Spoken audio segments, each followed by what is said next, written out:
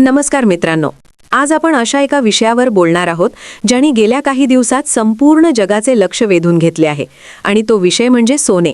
होय, तेच सोने जे अनेकांसाठी फक्त दागिने नाही तर सुरक्षित गुंतवणुकीचं प्रतीक आहे. पण गेल्या आठवड्यात गोल्ड मार्केटमध्ये जे काही घडलं त्याने गुंतवणूकदारांनाच नाही तर सामान्य लोकांनाही विचारात टाकलं आहे. कारण एका क्षणी सोने ऐतिहासिक उच्चांक गाठतं आणि दुसऱ्याच क्षणी अचानक खाली घसरायला लागतं. आणि यामुळे एक मोठा प्रश्न सर्वांच्या मनात उभा राहतो की खरंच पुढे काय होणार आहे. सोने पुन्हा प्रचंड वेगाने वर जाणार का, की मोठी घसरण अजून बाकी आहे? तर चला सुरुवातीपासून संपूर्ण गोष्ट समजून घेऊया. कारण ही कथा फक्त बाजारातील आकड्यांची नाही तर जागतिक राजकारण, अर्थव्यवस्था आणि गुंतवणूकदारांच्या भावनांची आहे. गेल्या आठवड्याची सुरुवात गोल्ड मार्केटसाठी खूपच नाट्यमय होती.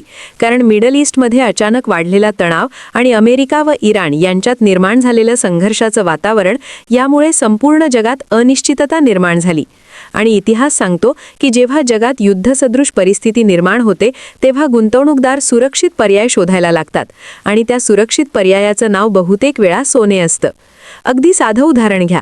जर एखाद्या देशात आर्थिक संकट निर्माण झालं किंवा चलनाची किंमत घसरायला लागली तर लोक आपले पैसे सोन्यात बदलायला सुरुवात करतात. कारण सोने ही अशी मालमत्ता आहे जी हजारो वर्षांपासून मूल्य टिकवून ठेवते. त्यामुळेच या तणावाच्या पार्श्वभूमीवर गुंतवणूकदारांनी गोल्डमध्ये मोठ्या प्रमाणात खरेदी सुरू केली आणि पाहता पाहता सोने प्रचंड वेगाने वर चढू लागलं. काही तासांतच बाजारात अशी परिस्थिती निर्माण झाली की प्रत्येकजण गोल्ड खरेदी करण्याच्या घाईत होता आणि या जोरदार खरेदीमुळे सोन्याने तब्बल $5,420 प्रति अंशचा ऐतिहासिक टप्पा गाठला. हा आकडा फक्त एक नंबर नव्हता तर तो बाजारातील भीती आणि सुरक्षिततेच्या शोधाचं प्रतीक होता. पण इथेच गोष्ट संपत नाही. कारण बाजार हा नेहमी भावनांवर चालतो आणि भावना जितक्या वेगाने बदलतात तितक्याच वेगाने बाजारही बदलतो. ज्या गुंतवणूकदारांनी आधी कमी किमतीत सोने खरेदी केलं होतं त्यांनी या उच्चांकावर नफा बुक करायला सुरुवात केली आणि यालाच बाजारात मुनाफा वसुली असं म्हटलं जातं. जेव्हा मोठे गुंतवणूकदार विक्री करायला लागतात तेव्हा त्याचा परिणाम किमतीवर लगेच दिसतो आणि अगदी तेच घडलं. हळूहळू सोन्याच्या किमती खाली यायला लागल्या आणि आठवड्याच्या शेवटी सोने जवळपास 3% घसरून सुमारे $5320 आसपास येऊन थांबलं. आता इथेच सर्वात मोठा प्रश्न निर्माण होतो की युद्धासारखी परिस्थिती असूनही सोने खाली का आलं? कारण सामान्यतः जगात तणाव वाढला की सोने वाढतं. पण यावेळी कथा थोडी वेगळी आहे आणि त्यामागे काही मोठे आर्थिक घटक काम करत आहेत. आता इथे येतो सर्वात महत्त्वाचा मुद्दा आणि तो म्हणजे अमेरिकन डॉलरची ताकद. सध्या जागतिक बाजारात डॉलर खूप मजबूत झाला आहे आणि डॉलर इंडेक्स 100च्या वर पोहोचल्याने अनेक देशांच्या चलनावर दबाव निर्माण झाला आहे. आता प्रश्न पडतो की डॉलर मजबूत झाला तर सोन्यावर परिणाम का होतो? कारण आंतरराष्ट्रीय बाजारात सोन्याची किंमत डॉलरमध्ये ठरते. त्यामुळे जर डॉलर महाग झाला तर इतर देशांच्या गुंतवणूकदारांसाठी सोने खरेदी करणे अधिक महाग पडते. उदाहरणार्थ समजा भारतातील एखादा गुंतवणूकदार सोन्यात गुंतवणूक करू इच्छितो, पण डॉलर मजबूत असल्यामुळे त्याला तेच सोने जास्त रुपयांत घ्यावं लागतं आणि त्यामुळे मागणी थोडी कमी होते. मागणी कमी झाली की किंमतही खाली येते आणि सध्या बाजारात अगदी हेच चित्र दिसत आहे. पण फक्त डॉलरच नाही तर आणखी एक घटक सोन्यावर दबाव आणत आहे आणि तो म्हणजे अमेरिकन बॉन्ड यील्ड. गेल्या काही दिवसात अमेरिकेच्या 10 वर्षांच्या ट्रेजरी बॉन्डची यील्ड जवळपास 4.29% पोहोचली आहे. आता साध्या भाषेत सांगायचं तर बॉन्ड म्हणजे सरकारकडून मिळणारी एक प्रकारची सुरक्षित गुंतवणूक आणि जेव्हा या गुंतवणुकीवर मिळणारा परतावा वाढतो तेव्हा मोठे गुंतवणूकदार सोन्यातील पैसे काढून बॉन्डमध्ये टाकायला लागतात. कारण सोन्यात गुंतवणूक केली तर त्यावर व्याज मिळत नाही, पण बॉन्डवर नियमित उत्पन्न मिळतं. त्यामुळे जेव्हा बॉन्ड यील्ड वाढते तेव्हा गोल्डची आकर्षकता कमी होते आणि सध्या बाजारात हीच परिस्थिती दिसत आहे.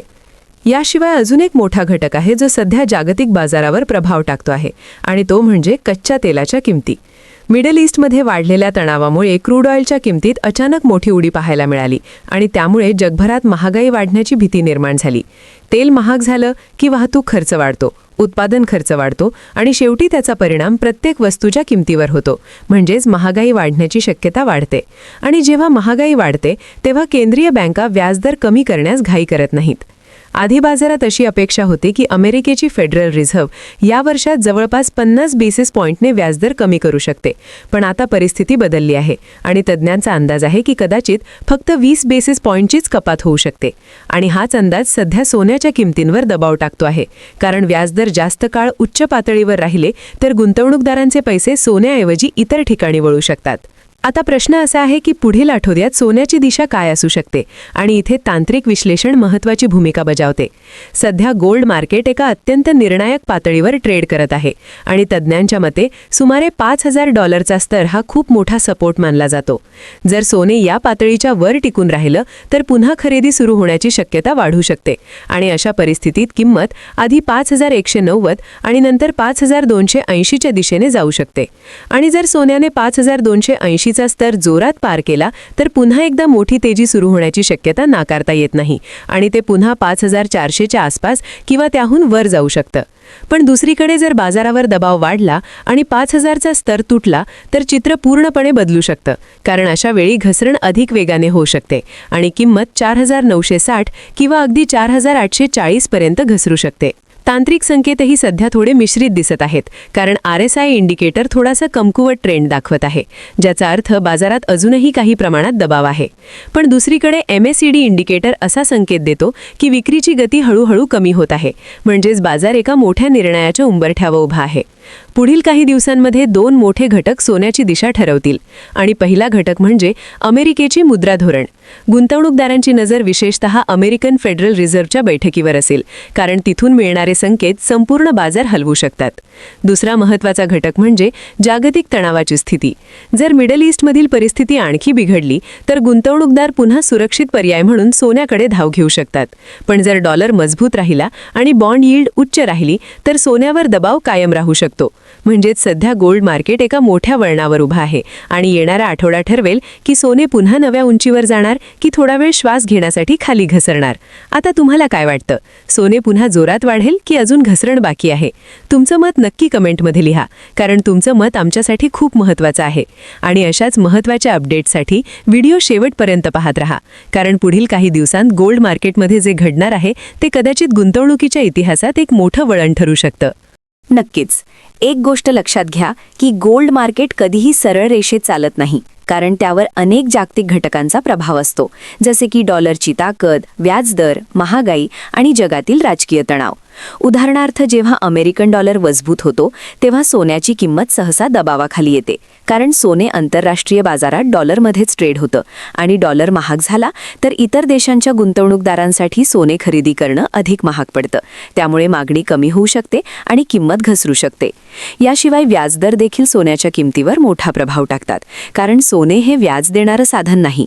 त्यामुळे जेव्हा बॉन्ड यील्ड किंवा व्याजदर वाढतात तेव्हा अनेक गुंतवणूकदार आपले पैसे सोन्यातून काढून बॉन्ड किंवा इतर व्याज देणाऱ्या गुंतवणुकीकडे वळवतात. त्यामुळे कधीकधी असे दिसते की युद्धासारखी परिस्थिती असतानाही सोने लगेच वाढत नाही, कारण बाजार एकाच वेळी अनेक गोष्टींचा विचार करत असतो. अलीकडच्या घडामोडींमध्येही असेच चित्र दिसले आहे, जिथे मिडल ईस्टमधील तणावामुळे सुरुवातीला गोल्डमध्ये मोठी तेजी आली, पण नंतर मजबूत डॉलर आणि वाढलेल्या बॉन्ड यील्डमुळे सोन्यावर दबाव निर्माण झाला आणि किमती खाली आल्या. पण इथे एक गोष्ट समजून घेणं महत्त्वाचं आहे की दीर्घकालीन दृष्टिकोनातून सोने अजूनही अनेक गुंतवणूकदारांसाठी सुरक्षित पर्याय मानलं जातं, कारण इतिहास सांगतो की आर्थिक संकट, महागाई किंवा जागतिक अस्थिरता वाढली की गुंतवणूकदार पुन्हा सोन्याकडे वळवतात. त्यामुळे सध्याची घसरण ही कायमची ट्रेंड बदलण्याची चिन्हे आहेत की फक्त तात्पुरती विश्रांती आहे, हे येणाऱ्या काही आठवड्यांत स्पष्ट होईल.